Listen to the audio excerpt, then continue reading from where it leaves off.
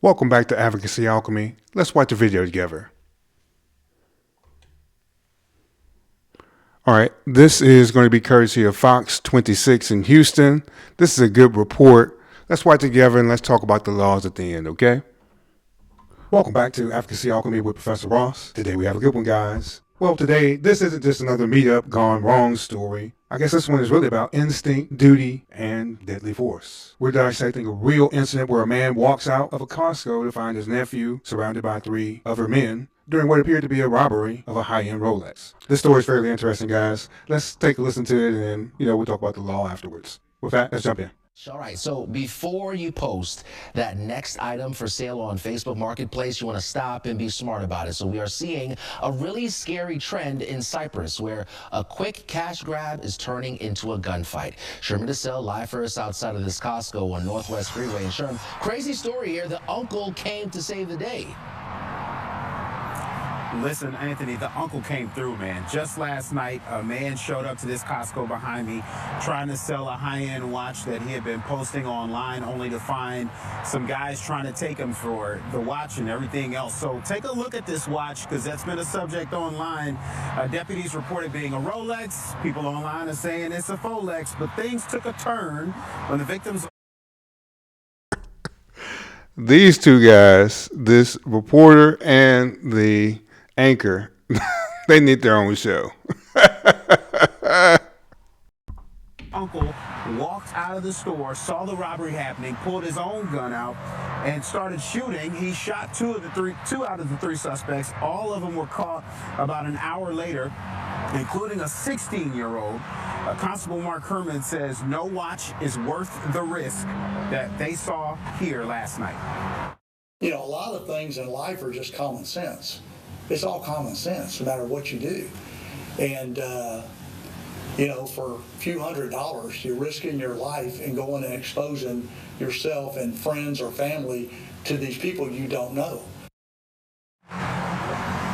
So the suspects, 16, 17, and 18. The 17 and 18-year-old, they both went to the hospital. One of them had to get surgery, but all 3 of them are in some hot water right now. So just a reminder, police zones are designated areas for you to make these online transactions happen. If someone doesn't want to meet you at one of those police stations, that is a red flag. Just do not do it. Back to you. And sure, hey, first and foremost, shout out to the uncle for being there, right? But was he in the car with the nephew? How did he get there? And is he facing any charges? Yeah, we're not sure. We're not sure if he came with him or he just happened to be at the right place at the right time. And as of right now, the only people who are facing some charges are the 3 guys who pulled up to get this watch. All right, Sherman DeSalle, thank you for that report. This is a story we report on time and time again. It's not just this case. It's happening all across the area. All right, before we jump into the law, guys, this is the one just to, relieve some of the stress and just something to, take you to work early Monday morning, okay?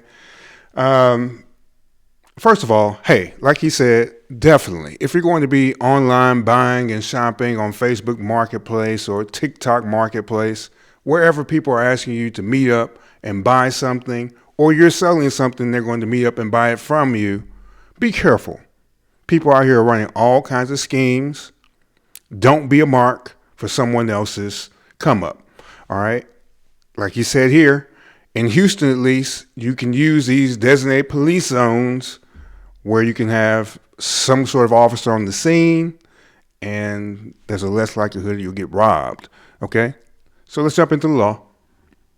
Okay, I told you that one would be interesting. All right, so we're in Texas, and we're looking into simple theft, but also because these subjects were 16, 17, 18, and they allegedly brandished a deadly weapon to a person that they were robbing, we're firmly in the territory of aggravated robbery, and that's found at the Texas Penal Code, section 29.03. Now, to prove this to a jury, you have to look at 2 major elements. First, the intent. Did these robbers intend to deprive the owner of the Rolex? Second, you have to look at the element of fear. Did they place the nephew in fear of imminent bodily harm or substantial death or injury?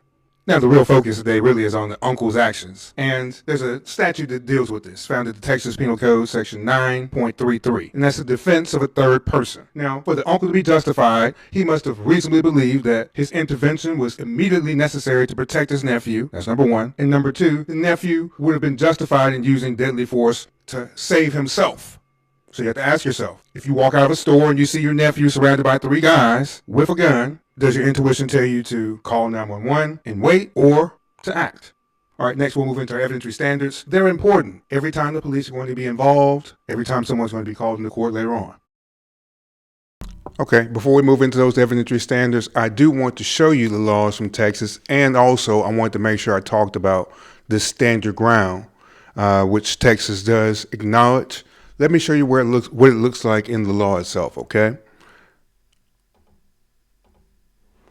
All right, so over here, well, these are the first 2 laws here. First, if you want to find aggravated robbery, it's going to be found at the Texas Code 29.03. All right, there's a site for you all if you want to go and find it yourself and take a look at it. Let's see how long it is. Not very long at all. So it just tells you causes serious bodily injury, uses or exhibits deadly weapon, or a deadly weapon, and causes bodily injury to another person or threatens to do that, or places another person in fear that they'll be harmed. Okay. Next, I got this one up here for the defense of a third person, 9.33. Look, it's short also, and a person is justified in using force or deadly force against another to protect a third person. All right, and you have those 2 that you have to come into play in order to be able to use this defense. All right, let's take a look at self-defense, okay? Self-defense, and this is self-defense without deadly force. Now, the portion that's relevant when you talk about stand your ground is found down here at the bottom of the statute. It's found in E. And look at it right here. It says a person who has the right to be present at a location where the force is used, who has not provoked the person against whom the force is used, and who is not engaged in any criminal activity at the time the force is used, is not required to retreat before using force as described by this section. And this is non-lethal force here. You know, I got to show you the other one, which is going to be deadly force. All right, this one is found at the bottom of the statute in C. Same thing, almost word for word. Any person who has the right to be present in a location where deadly force is used this time, who has not provoked the person against whom the deadly force is used, and who is not engaged in any criminal activity at the time the deadly force is used, is not required to retreat before using deadly force as described by this section. All right, so those 2 are important in Texas when you're talking about defending yourself and not having to retreat, okay? Keep those in mind. All right, next, let's jump into our evidentiary standards.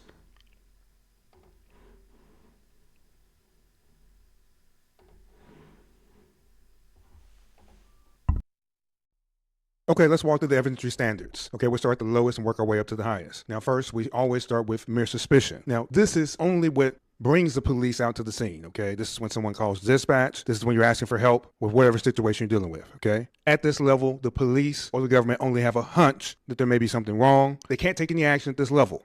Now here, it will be when the police see something that seems off but not illegal. Say, for instance, people dressed improperly for the season. Maybe hoodies on with hoods pulled in the middle of the summer heat. While it's not illegal to be dressed that way, it might set off someone's senses that something's off. At this stage, the police can't do anything, but they can go on high alert looking for a real violation or a crime to occur.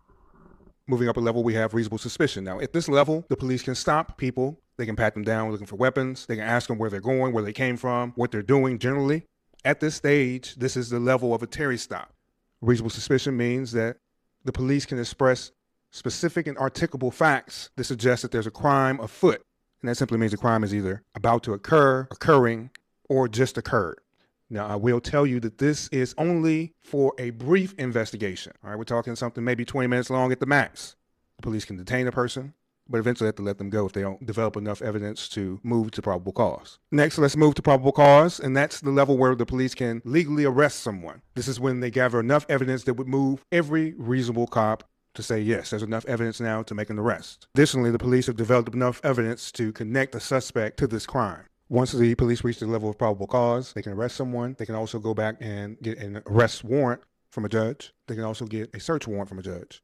This is an important level for everyone as a general person, because this is the level where the cuffs come out, people have to go down and get checked into the jail. Your life is going to be disrupted at this level. Let's move up one more level, clear and convincing evidence. Now, this is the first level where you're in court. At this level, here, before we talk about clear and convincing evidence, let me add this. All right. Now, with this incident here, remember they said that 2 people had to go to the hospital. Okay. Since they weren't arrested right then, all right, what they'll do is they've already developed probable cause. They'll just get an arrest warrant from a judge. And basically what that allows is they can be arrested as soon as they get discharged from the hospital. Okay. They'll probably hold them in some sort of custody while they're there, which involves, handcuffing someone to the hospital bed, things of that nature. And then as soon as they are cleared to leave the hospital, they'll go check in right at the jail and work on getting the bond. All right. That's how that works when someone is injured in the process of committing the crime. All right. Let's keep going. We're talking about being in court for civil cases where people are fighting over money, or their result is to be compensated either with money or sometimes a specific order for someone else to do something. At this level, to win your case, you need to have at least 51% of the evidence in your favor to win. You can lose your case just as easily by the other side having 51% in their favor. So if the suspect sued the uncle for their medical bills, a jury would ask, is it more likely than not that the uncle acted to prevent a robbery? Next, we have clear and convincing evidence. Now, this is also still in the civil realm mostly. This is required if a case needs you to have more evidence in order to win. We're talking about fraud cases, family law cases where the child is going to live is in dispute. When you're dealing with certain regulatory committees and agencies, all those types of cases. This level is usually known as when there's a high likelihood or it's substantially likely that your claim will be true. In order to win these cases, you need about 75% of the evidence in your favor. So to bring a defense, so say for instance, if the uncle was charged, in order for him to bring his defense of self-defense of another, it's going to be at this level that the motion is going to need to survive in order to be presented to a jury. And I think the uncle could probably meet this level, maybe fairly easy, as long as he can prove that either his life or his nephew's life was on the line and in immediate peril when he took the actions that he took. All right, finally, we have beyond a reasonable doubt. Now, this is the highest evidentiary standard, and it's known as the gold standard. It's required for every criminal case. It simply means that there's no other logical conclusion besides the defendant being guilty of the charges brought against them. For the state to convict these 3 young men who tried to rob the nephew of aggravated robbery, there can be no other logical explanation for their presence then and there and the actions of the uncle besides to prove the intent of these men to rob someone else at gunpoint. I know it's long, but when it goes to trial, it's going to be presented long, and everyone's going to ask the jury to listen to it several times, unless all 3 of these young men take a plea. That's always a possibility too. Okay, at the end of the day, we have these 3 young men, 16, 17, 18, and they're lucky to be still here with us. The uncle, he followed his intuition the moment he stepped out of that department store sliding door. He didn't see a transaction, he saw predation. Our lesson today, you have to be safe out here, guys. If you're going to be buying stuff on the internet, make sure you meet at a safe zone somewhere, a police station, somewhere where there's cameras. So many people out here to set you up, and don't be simple enough to let them set you up. If your gut is telling you something's off, it probably is off. So you guys tell me what you think about this one. Was the uncle a hero for saving his nephew, or did he just escalate the situation that could have ended badly for someone else in that Costco parking lot? You all let me know. Drop me a comment below. I want to hear from you. Remember to like, subscribe, share the video with someone else. Also remember, this is Advocacy Alchemy. I am Professor Ross. I'll see you tomorrow. Everyone be safe out there. Use your head. Have a good day. I order you to come back tomorrow for another lecture from Advocacy Alchemy. Dismissed. Okay, thanks for watching one with us, guys. We'll be back later on today with another video. We have several body cams we're working on at once. What do you guys think? Is that, well, I say for myself, hey, if I got an uncle that's ready to jump in for me, come on, I need you. But otherwise, how you guys feel about the uncle being there at the right time? You got lucky. Well, with that, everyone be safe out there. Be smart. Hey, don't sell stuff on Facebook Marketplace and meet up with folks in some shady area. I know they thought Costco was going to be safe this time, but next time go meet at the police station or wherever else there are these designated police areas where there's some police presence. All right, with that, everyone have a good day. Stay safe out there.